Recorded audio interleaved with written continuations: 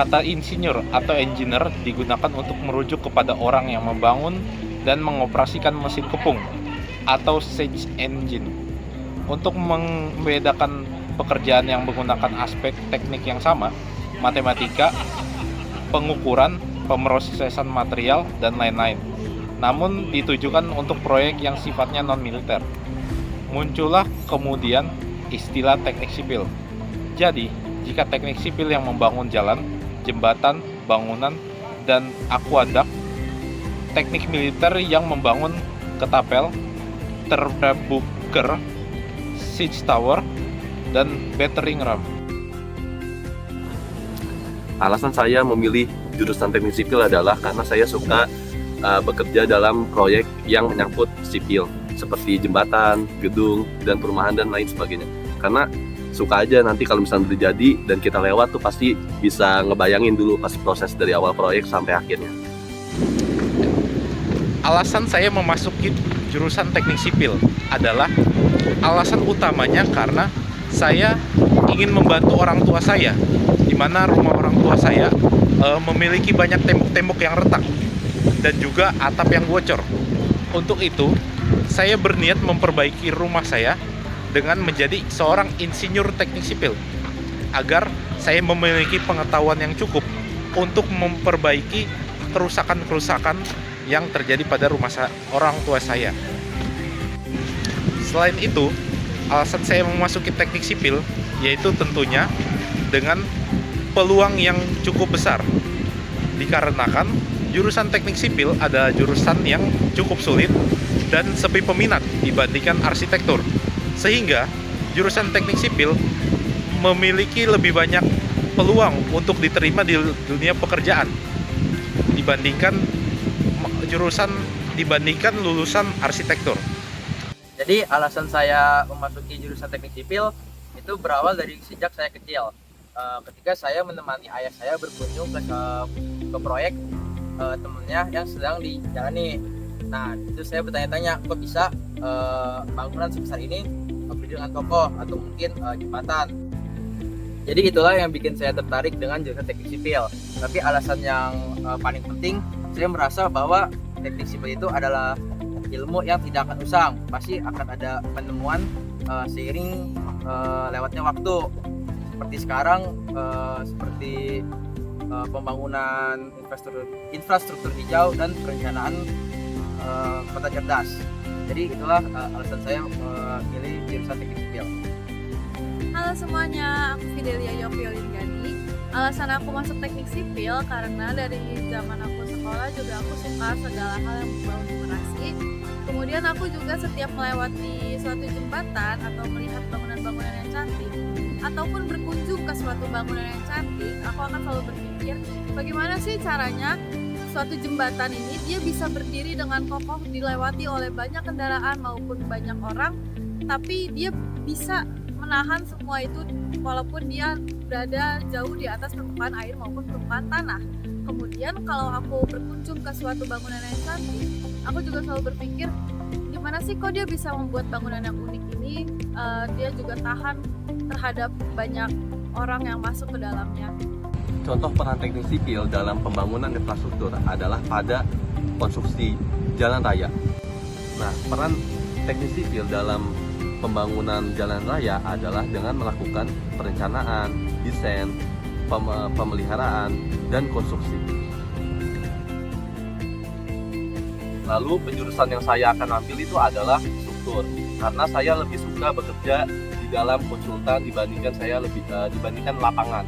Jadi saya juga suka menganalisis struktur bangunan, kayak saya bertanya-tanya kenapa sih bangunan tuh bisa kokoh atau kuat gitu. Jadi saya akan mengambil penjurusan struktur.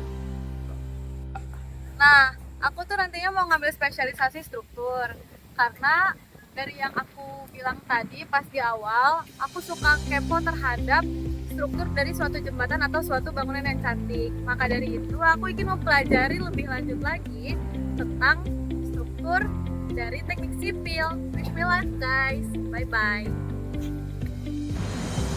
Di semester 5 nanti, saya akan memilih penjurusan. Nah, penjurusan yang akan saya ambil adalah penjurusan struktur, di mana struktur itu banyak yang mengetahui kalau struktur itu sulit. Tapi buat saya, sulit itu adalah artinya menantang. Ya, jadi buat saya penjurusan struktur ini sangat menantang saya untuk saya meningkatkan skill dan pengetahuan saya. Yang kedua adalah peluang kerjanya lebih bagus daripada penjurusan-penjurusan yang lain. Karena struktur itu yang paling banyak dipakai di dunia kerja dibandingkan penjurusan-penjurusan seperti Mencon atau QS.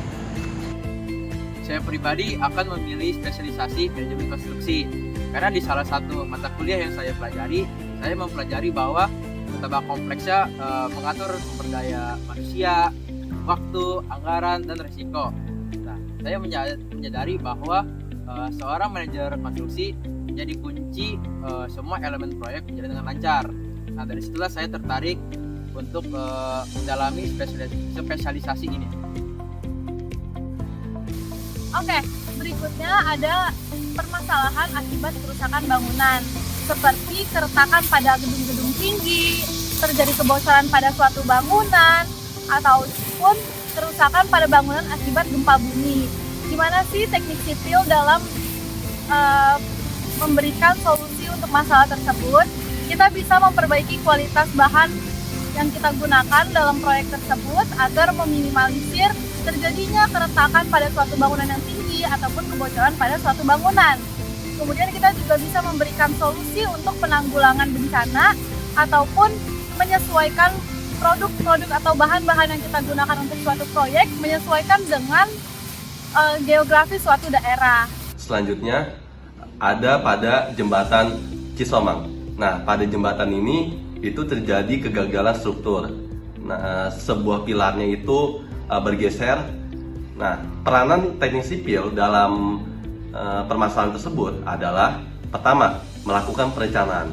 Di dalam perencanaan, pihak struktur atau seorang struktur itu sangat berperan penting dikarenakan seorang struktur dapat menghitung beban dan menentukan dimensi yang layak untuk jembatan tersebut.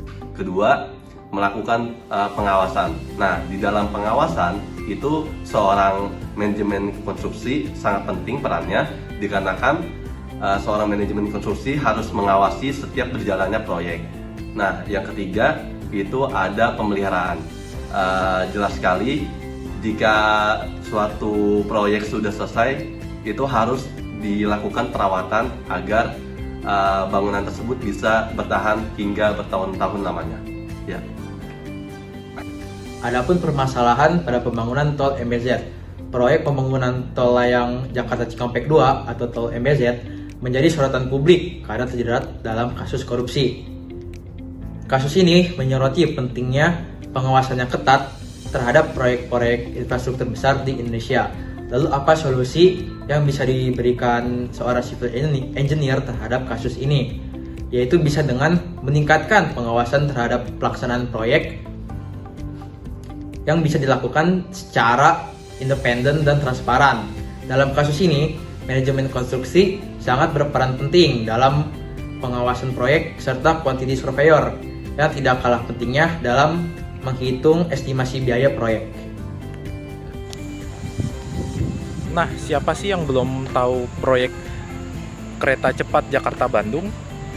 Nah, jadi proyek ini adalah proyek yang dikelola oleh PT Kereta Cepat Indonesia China, yang dimana kereta cepat ini memiliki 11 rangkaian dengan harga yang dibanderol dengan 250.000 per tiket, tergantung hari-harinya juga, bisa lebih mahal, bisa lebih murah. Jadi peranan teknik sipil dalam permasalahan proyek ini adalah tentu saja QS-nya harus membuat estimasi biaya awal proyek dengan benar ya, agar tidak terjadi pembengkakan dalam pelaksanaannya. Nah, jadi selain pembengkakan biaya, terdapat juga berbagai macam masalah dalam proyek tersebut. Salah satunya kecelakaan kerja. Jadi peranan teknik sipil dalam proyek tersebut yaitu salah satunya mengawasi proses jalannya proyek tersebut berlangsung.